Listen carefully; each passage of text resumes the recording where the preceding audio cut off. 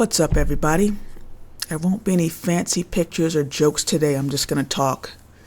So, I'm guessing most of you have heard that YouTube is going to start cracking down on medical misinformation. Let me tell you what that means. Medical misinformation to them means anything they don't want you to know. Because it could be true. But if it'll cause hesitancy, it can't be allowed, and therefore it's called misinformation. There's a college golfer who had a heart injury after a certain procedure, and he put a video up on TikTok that had like 7 million views, and they took it down, even though his doctor confirmed that he got that heart injury from the procedure. I knew they were going to ramp up with the censorship because I could see the writing on the wall for quite some time, but I didn't think it would be like so intense so fast. I don't think the Nicki Minaj thing is solely to blame, but I think that whole thing with her really hurt them. Really hurt their message. I think it set them back quite a bit. I think it opened a lot of people's eyes, so now they really got to start clamping down. You'd think they would learn by now that the more they try to suppress stuff, the more it freaks people out and the more it wakes people up.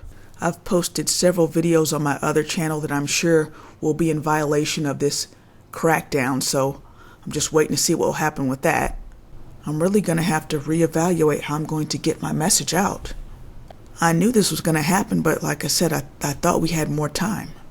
If they can control the narrative online and then we go on lockdown, that's like complete control.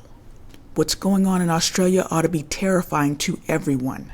And while there are some important differences between the US and Australia, it's not impossible for us to go that way. But anyway, I had a lot of stuff to talk about, but with this new policy, it's not even new. They're just I guess ramping it up. With this new ramping up of the policy, like 70% of what I was going to talk about isn't going to be allowed. And one thing I don't want to do is lose this particular channel, this You Heard Me First Time channel, because I've had it for years. People are telling me all the time, I remember you back from when you were debating the white nationalists.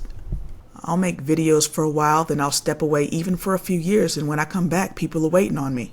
I don't have that anywhere else, so I don't want to lose this channel. So, I don't know. I don't know what's going to happen. Yeah, so anyway, the way YouTube is ramping up this policy, it's not just a policy for YouTube. They want to penalize you for stuff you do off-platform. So, like if you go over to Rumble or BitChute or something and say something they don't like, they might punish you for that over here. And I think that's something coming straight from the White House, because Jen Psaki said in one of her press reviews or the press conference that she said, I think if you're banned on one platform, you ought to be banned on them all. And the way browsers are set up and how if you want to log into a website that you've never used before, they offer you to log in using Facebook or log in using your Google account. When you do that, then they know where you're going on the internet. And when you use certain browsers and go to different websites, they're tracking that stuff. It may not be official yet, but they know where you're going.